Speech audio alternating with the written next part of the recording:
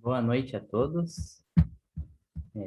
Hoje nós vamos dar continuidade nos estudos sobre as igrejas. Hoje vai ser sobre a sétima igreja, a última igreja. Nós vimos todas as igrejas com jovens, a gente até deu uma adiantadinha, mas hoje nós vamos ver sobre a igreja da porta fechada. Primeiramente, eu queria lembrar um pouquinho sobre a igreja que o Tite falou semana passada, que ele pregou na última vez. Ele falou da igreja das portas abertas. E, para finalizar, nós vamos ver a igreja da porta fechada. Vamos ler Apocalipse 3, do 14 ao 22? A palavra de Deus diz assim: E ao anjo da igreja que está em Laodiceia, escreve: Isto diz o Amém, a testemunha fiel e verdadeira, o princípio da criação de Deus. Eu sei as tuas obras, que nem és frio nem quente. Oxalá foras frio ou quente. Assim porque és morno e não és frio nem quente. Vomitar-te-ei da minha boca, como dizes. Rico sou e estou enriquecido, e de nada tenho falta. E não sabes que és um desgraçado e miserável e pobre e cego e nu. Aconselho-te que de mim compres o ouro provado no fogo, para que te enriqueças e vestidos brancos para que te vistas. E não apareça a vergonha da tua nudez, e que unja os teus olhos com colírio para que vejas. Eu repreendo e castigo a todos quantos amo. Sê, pois, zeloso e arrepende-te. Eis que estou à porta e bato. E se alguém ouvir a minha voz e abrir a porta, entrarei em sua casa e com ele cearei e ele comigo. E ao que vencer, lhe concederei que se assente comigo no meu trono, assim como eu venci e me assentei com meu Pai no seu trono. Quem tem ouvidos, ouça o que o Espírito diz às igrejas. Então, nós vamos falar hoje sobre a igreja de Laodiceia. Primeiramente, eu queria ver com os irmãos alguns pontos das cartas que nós lemos, das 7 cartas. Queria ver os formatos dessas cartas. Primeiro, todas as cartas, elas começam com uma característica de Cristo. Todas as cartas, elas falam um pouco sobre Cristo. Mas por que que elas falam sobre uma característica de Cristo? Porque elas estão falando para as igrejas, elas estão mostrando que foi o próprio Senhor Jesus que escreveu essas cartas para as igrejas. Então, elas iniciam com uma característica de Cristo, mostrando que Cristo que escreveu para as igrejas. Segundo, Cristo faz elogio a essas igrejas. Ele demonstra que ele escreveu e mostra os pontos positivos daquelas igrejas. Tudo que aquela igreja estava fazendo de correto. E terceiro, Cristo faz uma crítica. Ele vai lá e aponta depois os erros que essas igrejas estavam cometendo. Então, o Senhor Jesus se apresenta, fala os pontos positivos, faz uma crítica e depois ele lança uma correção ou um desafio. Então, todas as cartas possuem esse formato, de a característica de Cristo, os elogios, uma crítica, a correção ou um desafio. Eu gostei bastante quando eu li sobre isso, que o Stephen Davey escreveu, e ele fala que assim nós podemos ver Cristo como um pai para nós. Porque essas cartas, elas são para igrejas, mas elas também servem para a gente. E se nós formos pensar, a Cristo está agindo como um pai aqui, nesse formato, porque ele aponta os nossos pontos positivos, depois ele aponta os nossos pontos negativos, e depois ele nos ensina a corrigir. E era isso que ele estava fazendo com todas essas igrejas. Ele estava mostrando o erro e ajudando a corrigir. E é assim que um pai tem que cuidar do seu filho, é assim que os pais devem ajudar os seus filhos, ensinando, apontando os erros, mas ajudando a dar uma correção ou um desafio para que ele aprenda com esses erros. Então, tendo isso em mente, a gente já pode prosseguir para a carta. Vamos ver um pouquinho também sobre a cidade de Laodiceia. A cidade da Laodiceia, era uma cidade muito próspera. Mas por que muito próspera? Naquela época, a cidade da Laodiceia era uma cidade muito rica, possuíam muito dinheiro. Eles também possuíam uma medicina bem avançada para aquela época. E era normal que muitos povos viessem para a cidade de Laodiceia apenas por causa da riqueza, da melhor qualidade de vida e também por causa dos médicos. Mas também a cidade de Laodiceia, eles eram como se fosse o centro da moda naquela época. Eles também produziam bastante vestes e eram vestes que eram muito cobiçadas pelo mundo. Então, bastante pessoas compravam. Então, era basicamente isso. A igreja de Laodiceia, ela era próspera por ter bastante dinheiro, por ter boas roupas, conseguir vender roupas e por ter uma medicina avançada. Muitos judeus viviam nessa cidade. Eles iam para aquela cidade porque eles viam que a condição era melhor. Então, muitos judeus acabavam saindo e indo para a cidade da Laodiceia. E na cidade de Laodiceia, eles acreditavam que não precisavam de ninguém. O Stephen Davey aponta um fato histórico que teve um terremoto, né, em um templo lá na cidade de Laodiceia e muitas casas foram destruídas. E o Império Romano perguntou se a cidade precisava de ajuda e eles não aceitaram ajuda porque eles tinham bastante dinheiro para reconstruir, eles não precisavam de ajuda de ninguém. E esse é o primeiro erro da cidade naquele tempo. Eles acreditavam que não precisavam de ninguém. Vamos ver o primeiro versículo. Diz assim: E ao anjo que está em Laodiceia, escreve: Isto diz o Amém, a testemunha fiel e verdadeira, o princípio da criação de Deus. Então aqui entramos no primeiro ponto sobre as cartas. Aqui nós vemos o Senhor Jesus se apresentando. E o Senhor Jesus se apresenta de três maneiras aqui. A primeira é que ele está explicando que Cristo possui a palavra final. Isto diz o Amém. O Amém vem do hebraico e significa verdade ou certeza. Quando nós precisamos no Google, a palavra Amém ele entra mais como certeza, como convicção. Então, Cristo estava mostrando que era ele que possuía a palavra final. Ele que falava no final. E tudo que ele falava era certeza, era o correto. Então, Cristo está mostrando, ó, sou eu que possuo a palavra final. É eu que estou escrevendo a carta para vocês. O segundo ponto fala sobre a testemunha fiel. A testemunha fiel e verdadeira. Tudo que Cristo fala é a verdade. Então, Cristo se apresenta como a palavra final e como a verdade. E o terceiro ponto é que Cristo fala o princípio da criação de Deus. Aqui, nessa parte de o princípio da criação de Deus, é meio complicado, porque muitas pessoas enxergam esse versículo de uma maneira diferente. Quando falamos o princípio da criação de Deus, essas pessoas creem que o Senhor Jesus foi criado por Deus. Por ele ser o princípio da criação de Deus, ele foi criado por Deus.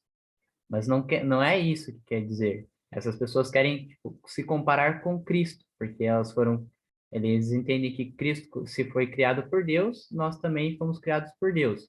Mas não é isso que, quando o Senhor Jesus estava escrevendo a carta, não é isso que ele quis dizer, que ele sendo criado. Ele quis dizer que ele é a fonte da criação. Ele estava no princípio com Deus, foi ele que estava na criação. Então, aqui nós entendemos que Cristo, ele é a fonte da criação de Deus. Ele é o que estava com Deus naquele tempo. Então, o Senhor Jesus se apresenta dessas três formas, como a palavra final, como a verdade e como a fonte da criação. Então, aqui a igreja já sabia, ó, essa carta veio do próprio Senhor Jesus para a gente. Então, já era um ponto para se pensar.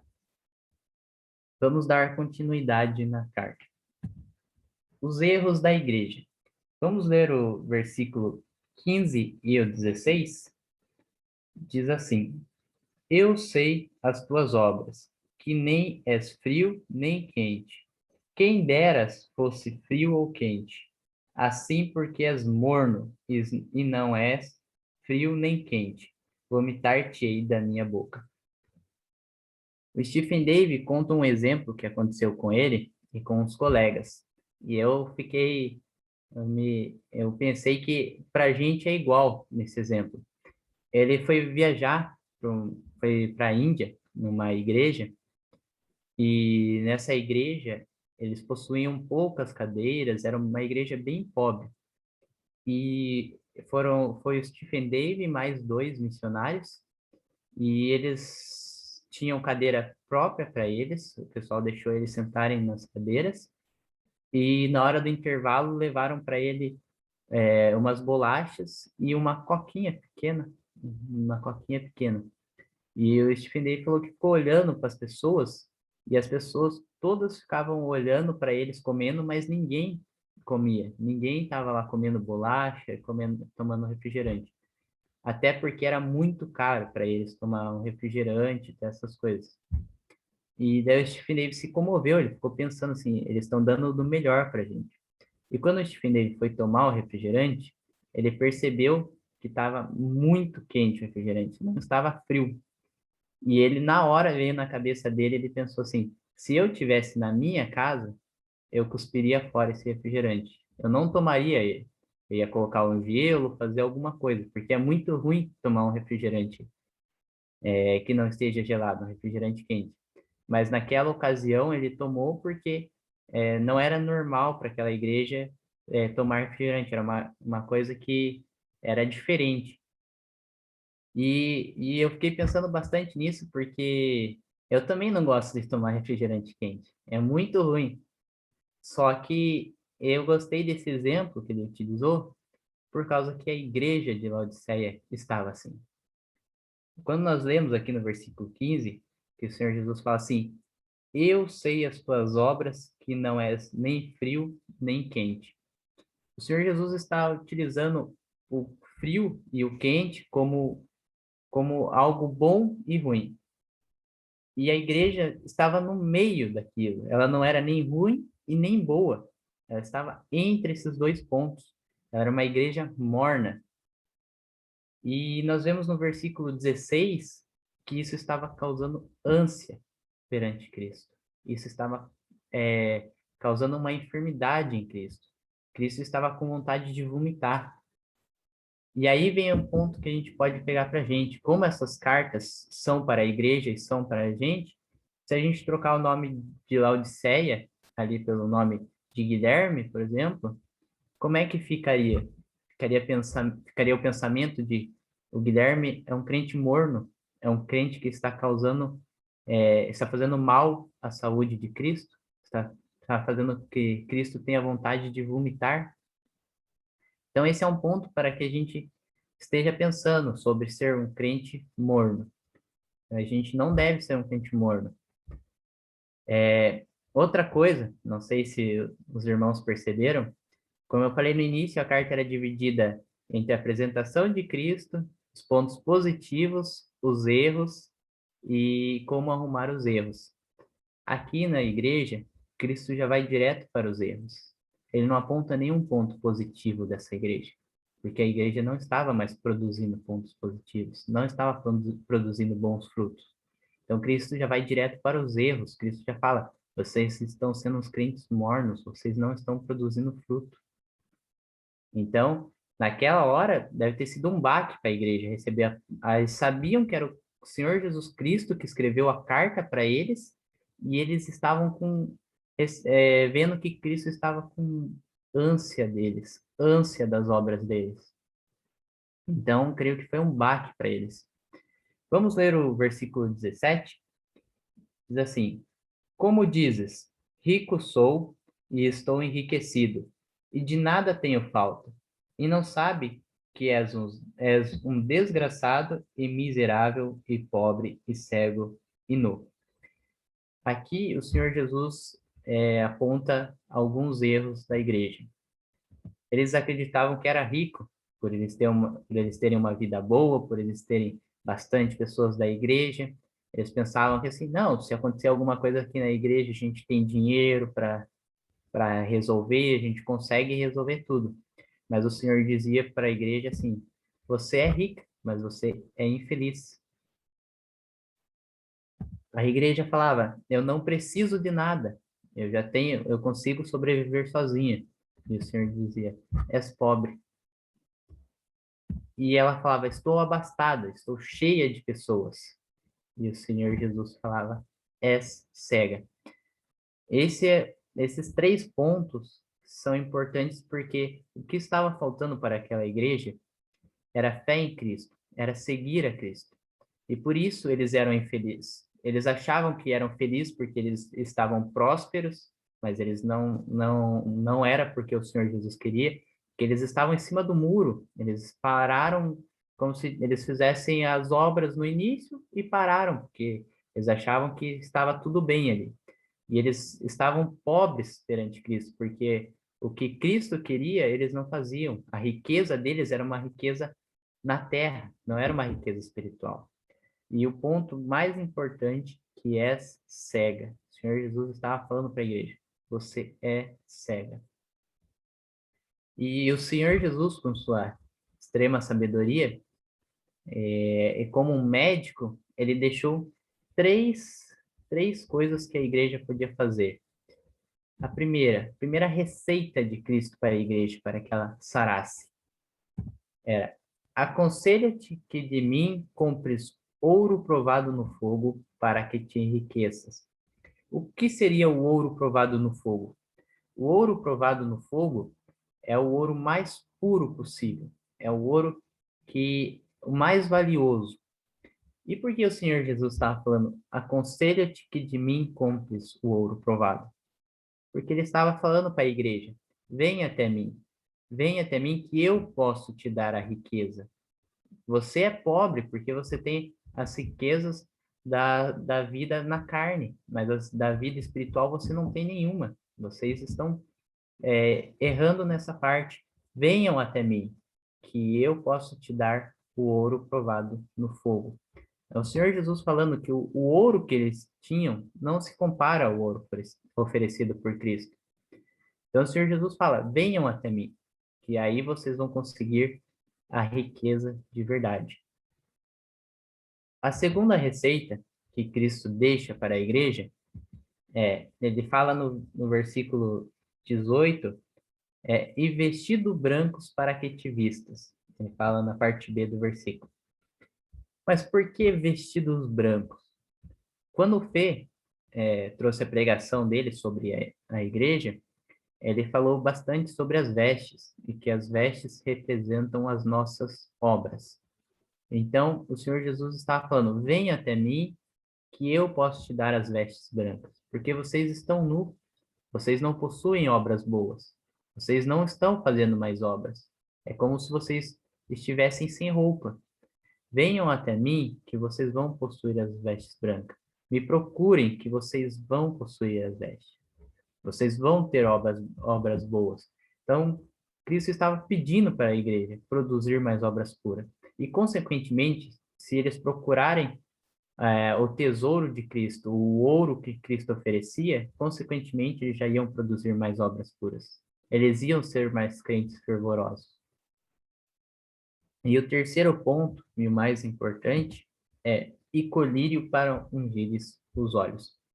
Eu achei interessante essa parte de colírio que o Senhor Jesus utilizou, porque naquela época, como Laodiceia possuía a medicina bem avançada, eles tinham um tablete que eles usavam, que eles vendiam, e esse tablete, quando você amacetava ele, e ele virava um pó, e esse pó misturado com água fazia bem para os olhos. E o Senhor Jesus, ele diz assim: e colírio para ungires os olhos. Porque a igreja já sabia, naquela época, o que era um colírio, que o colírio já fazia bem para o olho. E o Senhor Jesus está falando: vocês estavam cegos, vocês precisam de um colírio para os olhos. E eu sou esse colírio. Eu sou esse colírio. Venham até mim que vocês vão conseguir enxergar. E o problema de uma igreja cega é que ela não consegue mais discernir as obras boas e as ruins. É como se eles não estivessem enxergando o que eles estavam fazendo. E automaticamente, quando nós procuramos a Cristo, nós conseguimos entender melhor isso, nós conseguimos ver melhor o que nós estamos fazendo. E nós não se tornamos os crentes mornos. A igreja já não estava mais discernindo o que era certo e errado. E se nós pararmos para pensar, esses três pontos servem muito para a gente. Se a gente não está mais seguindo a Cristo, se a gente está como um cristão morno, a gente não está indo atrás do ouro de Cristo. Consequentemente, a gente não está mais produzindo obras puras e a gente não consegue mais discernir o que é certo e errado. Eu achei essa parte do colírio para os olhos, porque a igreja estava cega, eu achei muito interessante essa parte, porque eu estava conversando com o meu tio, e meu tio, ele se diz ser cristão, mas ele está afastado. E quando eu conversei com ele sobre isso, ele me falou assim para mim, ele falou,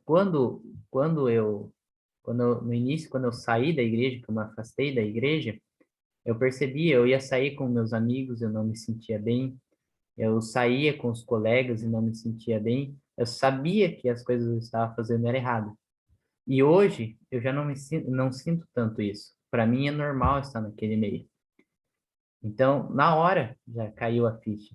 Porque assim, ele já não consegue mais discernir as coisas de Cristo para as coisas do mundo. Ele não consegue discernir as coisas do certo e errado. E Cristo está sempre ali nos ensinando. Ó, você, isso que está fazendo é errado. Ele está tocando na gente. E se nós formos um cristão morno, nós não vamos ter esse incentivo de Cristo.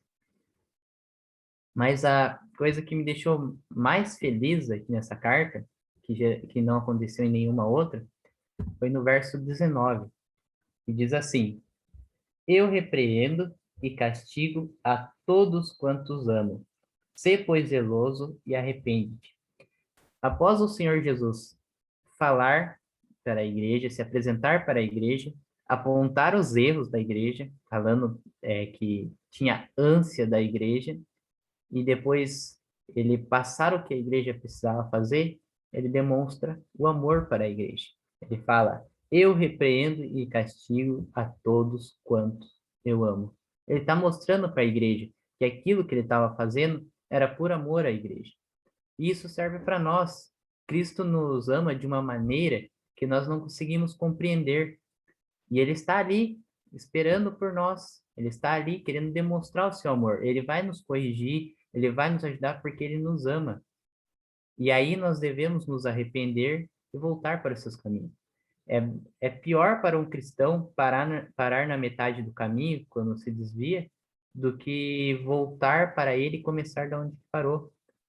Muitas pessoas acreditam nisso, saíram da igreja, têm vergonha de voltar, ficam com medo. Não devemos ser assim. Todos vamos errar, mas nós temos que entender que Cristo ele nos ama, ele vai nos corrigir e ele quer que a gente volte para os caminhos dele. Então isso é interessante, porque o Senhor Jesus aponta isso para a igreja, está falando: eu quero que vocês voltem, eu amo vocês e quero que vocês voltem para o caminho. E isso nós levamos para a nossa vida. O Senhor Jesus também entra nessa parte agora da igreja da porta fechada. Por que a igreja da porta fechada? Todas as igrejas estão de porta abertas. A igreja até falava que era cheia de pessoas lá dentro. Mas por que a igreja da porta fechada? Está no, está no versículo 20, que diz assim: Eis que eu estou à porta e bato. E se alguém ouvir a minha voz e abrir a porta, entrarei em sua casa, e com ele cearei e ele comigo.